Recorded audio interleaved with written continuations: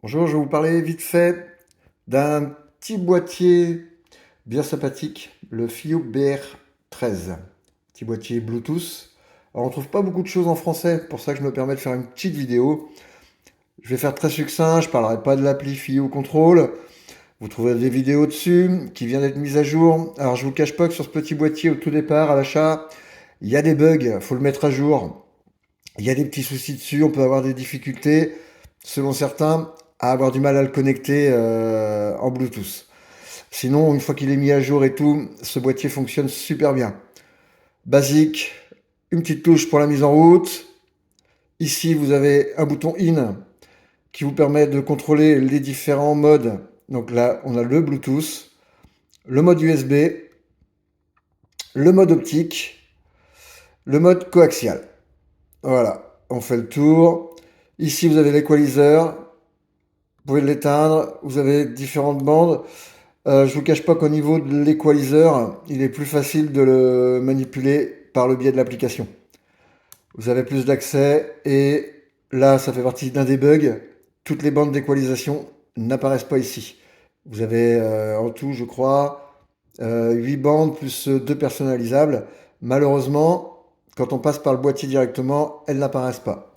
En ce qui me concerne la connectique derrière, donc une sortie RCA, vous avez deux optiques, une entrée, une sortie, qui permet de bypasser le boîtier si vous utilisez une barre de son ou autre chose.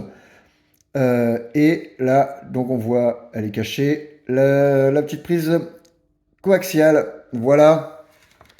Pour le reste, bah, fonctionnement très simple, hein. Vous balancez le son avec votre téléphone ou un PC. Vous risquez d'avoir des différences sonores avec différentes utilisations. J'ai fait un essai par exemple, le son peut être assez faible avec un téléphone. Il faut vraiment, d'ailleurs le volume que vous pouvez régler ici, hein. Là moi je le mets à fond parce qu'avec le téléphone, vous partez d'à fond ici, vous réglez sur le téléphone. Si je passe sur mon PC par exemple, en USB, là le son est très très puissant. Il faut vraiment tout baisser quasiment, mais ça fonctionne très très très bien. Ça fonctionne très bien. La portée du Bluetooth aussi, c'est assez efficace. Franchement, voilà. C'est un boîtier qui est abordable, qui vous amène un petit plus audiophile, on va dire, selon ce que vous lui mettez à l'arrière. Hein, une bonne chaîne hi ou une bonne paire d'enceintes amplifiées, des petites enceintes de monitoring ou des petites choses comme ça. Et ça fonctionne plutôt bien. Donc voilà. Petite présentation succincte, mais voilà, vu qu'il n'y a pas grand-chose en français, je me permettais de le faire.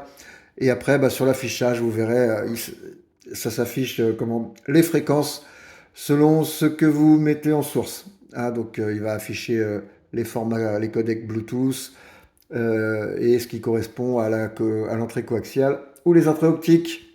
Tout est marqué sur ce petit boîtier. Voilà.